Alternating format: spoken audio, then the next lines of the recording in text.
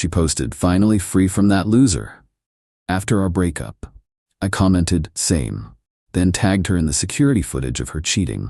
Her new boyfriend saw it first. I, 27 male, had been with Brooke, 26, for 3 years.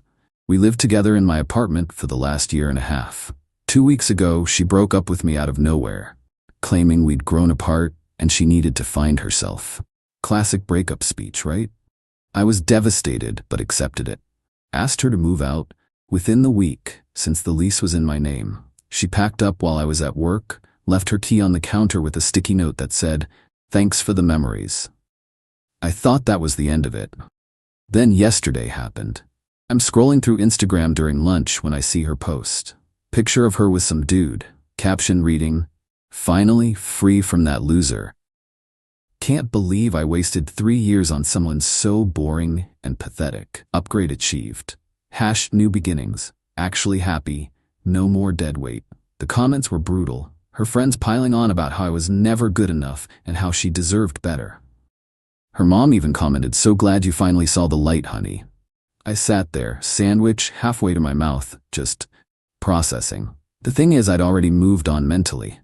Sure, it stung, but I wasn't going to engage with that petty nonsense. Then I remembered something. See, I work in IT security. After some break-ins in our building last year, I'd installed a small camera system in our apartment. Completely legal. She knew about it, even helped me position one near the door. What she didn't know was that the system auto-backed up to the cloud for 30 days. Curious, I logged into the system during my break, started scrolling back through the footage from the past month. And holy hell. Multiple instances of her bringing that same guy from her Instagram post to our apartment while I was at work. The timestamps showed this had been going on for at least 6 weeks before our breakup. One particularly clear video from 3 weeks ago showed them making out on our couch, her saying, "Nate's such an idiot, he has no idea." But here's the kicker. In another clip from last month, they're in our kitchen and she's on the phone with someone, saying, "Yeah, Mom, I'm waiting until after Nate pays for my car repairs to dump him." Another few weeks max. My car repair payment for her Honda? $2,200, paid in full the week before she left. I downloaded everything. 12 separate incidents, all date and time stamped. The quality was good enough to see faces clearly. Now, I could have been mature about it, could have just kept quiet and moved on. But that Instagram post calling me pathetic, the comments from people I'd cooked dinner for? Nah, I commented on her post, "Same here, finally free." Then I tagged her in a new post of my own, the security footage compilation, all 12 clips edited together with timestamps visible. Caption, "When you realize the loser had receipts the whole time. BW Brooke, you left some stuff here, your dignity, for example." The first person to see it? Her new boyfriend, Derek. He was tagged too. Within minutes, my phone exploded. Brooke calling, texting, leaving voicemails. I didn't answer any of it, but I did watch the chaos unfold on social media. Derek commented, "WTF is this?" Then, "You told me you broke up with him months ago." Then he was gone. Untagged himself, unfollowed her, relationship status back to single. Brooke's friends who'd been trashing me? Deleting their comments real quick. Her post went from 200 plus likes to 43 in an hour. The best part was her mom's reaction. She commented on my post, "Brooke Ann Fletcher, call me now." Then Brooke tried damage control. Posted some word salad about toxic exes trying to ruin her happiness, and how I was violating her privacy. Girl, you brought another man into my apartment that I was paying for. My buddy Ryan screenshot her original post before she dirty deleted it. By evening, it was spreading through our mutual friend groups. Turns out Derek was someone she'd met at her gym, and told everyone there that she'd been single for months.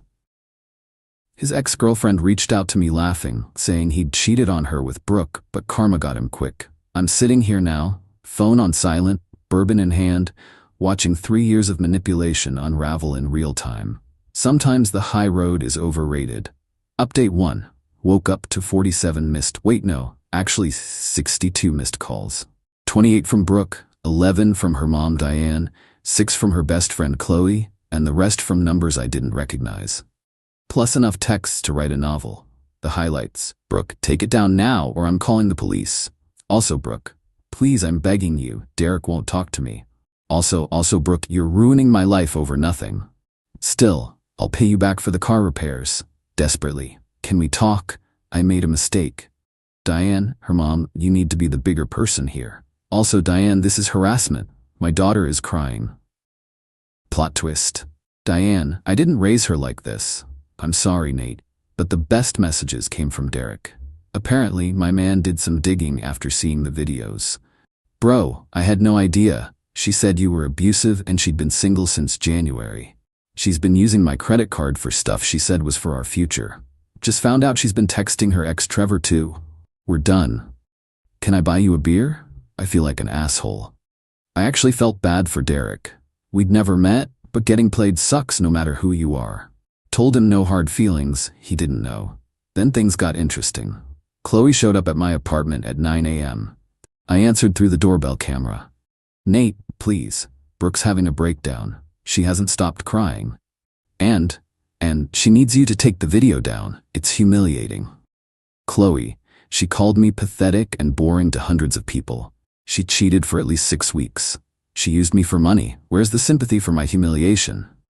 That's different. You're a guy, you can handle it. I just laughed and stopped responding. She stood there for another 10 minutes before leaving. Around noon, Brooke tried a new strategy. She made a TikTok. Oh yeah, she went there, crying with no makeup, talking about how her narcissistic ex was trying to destroy her because he couldn't handle rejection. How I was a controlling man who monitored her every move with cameras. Problem is, one of my coworkers, Janet, is TikTok famous-ish, like 100K followers. She saw Brooke's video and responded with her own, including screenshots of Brooke's original loser post and a brief explanation of what actually happened. Janet's video got 10x the views in an hour. The comments on Brooke's TikTok were not what she expected. Girl, you cheated and got caught. Take the L. Imagine calling someone pathetic then crying when they defend themselves. Not the consequences of my own actions. She deleted it within 2 hours. But wait, there's more. Update 2. Y'all are not ready for how this escalated. So Brooke's dad, Roger, called me. Now Roger's always been cool. We used to watch football together and he'd privately apologize for some of Brooke's behavior before. Dude sounded tired. Nate, I'm not calling to defend her. I saw the videos, I'm disgusted. But Diane is making my life hell, and Brooke won't stop wailing. What would it take for you to remove the post? Roger, I'm not trying to be difficult, but she publicly humiliated me first. She called me pathetic. She used me. I'm just telling the truth. He sighed. I know, kid. I know. Let me ask you something. Did she ever pay you back for that weekend trip to Miami last year? The one for her friend's bachelorette party? No. She said she would, but won $1,800, right? I saw the charge on your statement when you guys were showing me something on your laptop. How about the MacBook you bought her for Christmas? Roger, I'm sending you $5,000, not as a bribe, as an apology from a father who apparently raised an entitled brat. Do whatever you want with the post. Before I could protest, he hung up. The money hit my Venmo an hour later with a note. For the bullshit, Roger. I didn't take the post down. That afternoon, Derek reached out again. We actually met for that beer. Turns out, Brooke had been playing him worse than me. She'd told him she was a marketing director at some tech startup. Reality? She's a part-time social media coordinator at a vitamin shop. Told him her family had money. Reality? They're middle class like everyone else.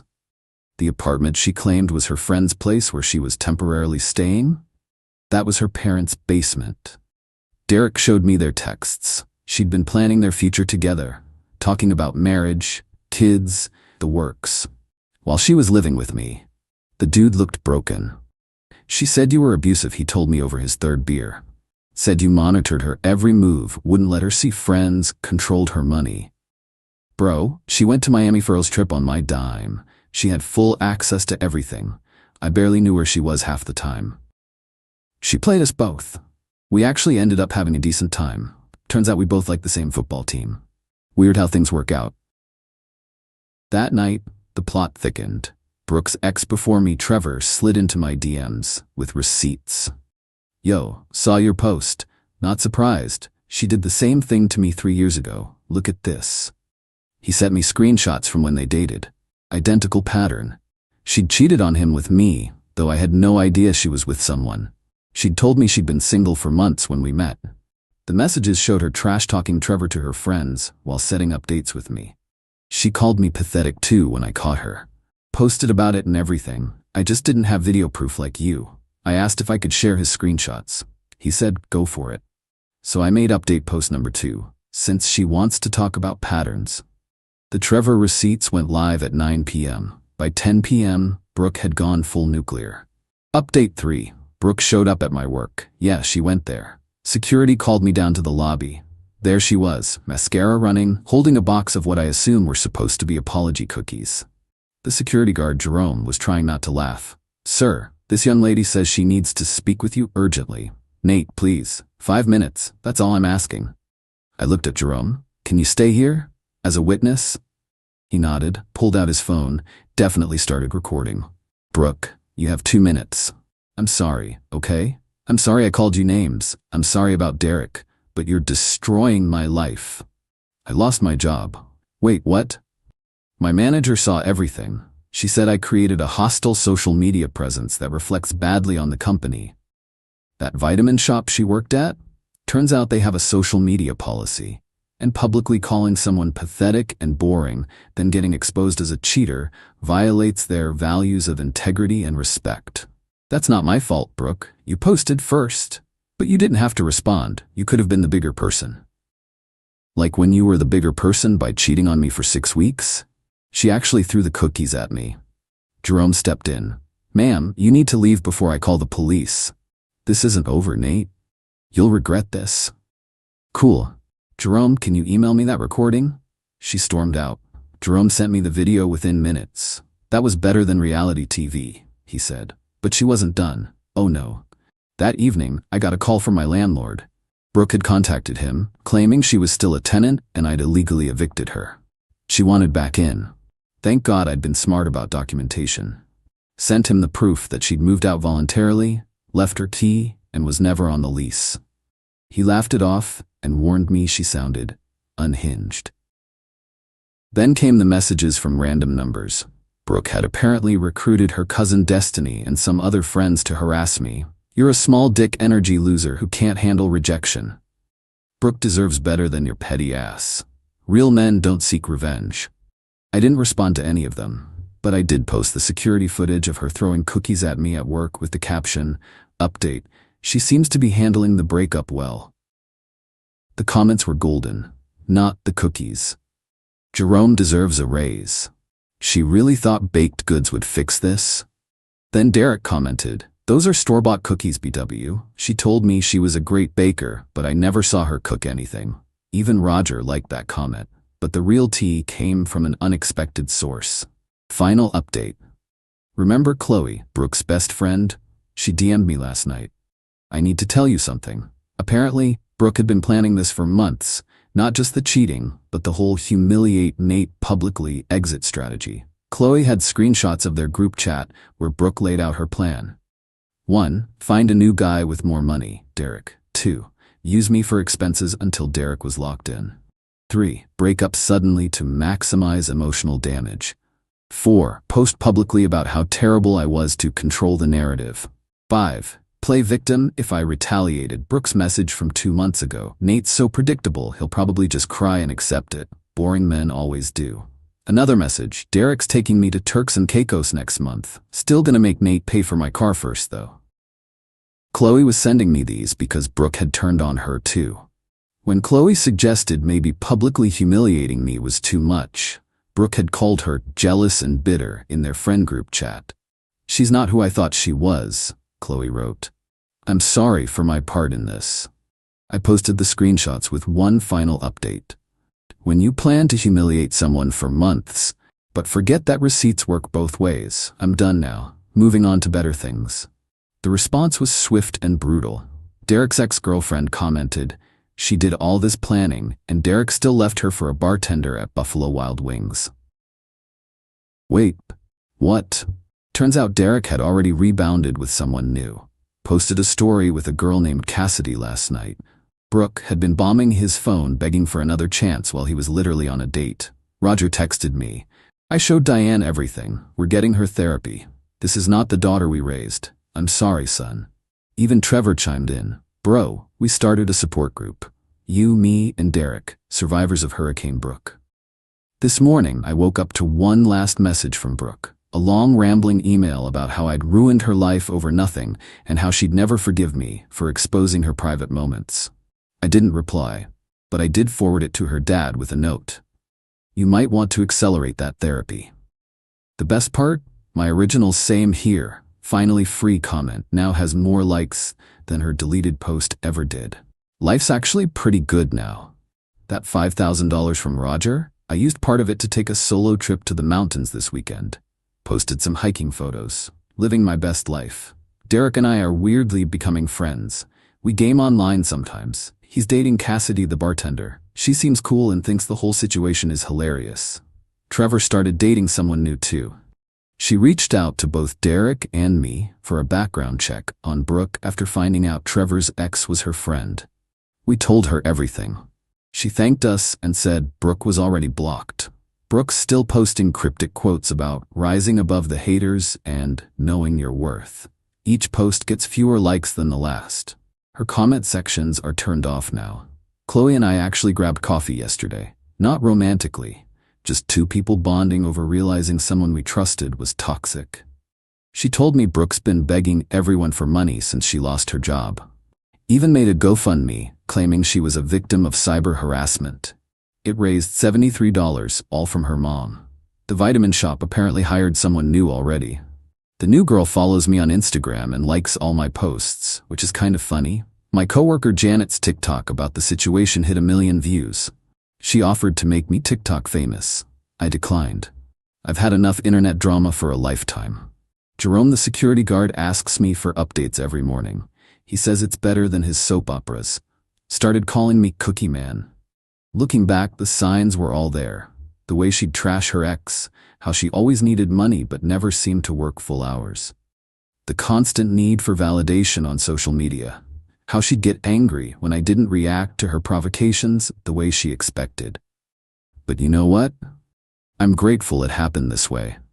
If she hadn't posted that loser comment, I might never have looked at the security footage. Might never have known the truth. Would have spent months wondering what I did wrong. Instead, I got to watch karma work in real time, and made some unexpected friends in the process. To everyone asking if I regret posting the videos, nope. She attempted to publicly humiliate someone she'd been deceiving for months. She got exactly what she deserved, the truth, served cold. The security system? Still installed. Still recording. Because you never know when receipts might come in handy. And Brooke, since I know you're reading this, Qley told me you check my profiles daily. That offer to return your dignity still stands. But you might want to check if you ever had it in the first place. Peace out. I'm going hiking again this weekend, living that pathetic life she saved me from. Edit. Stop asking for the security footage, not sharing it beyond what was needed to make my point. I'm not trying to go viral, just wanted to clear my name. Edit 2. To the 3 people who found Brooke's GoFundMe and donated $1.01 with comments like, "For the cookies," and "Here's your dignity fund. Y'all are wrong for that." Funny though. Edit 3. Derek just texted me. Brooke made a fake profile to message Cassidy claiming Derek cheated with her last week. Cassidy immediately knew it was BS because she and Derek were at her family's house out of state last week. Brooke used a photo from 2 months ago as proof. The desperation is real.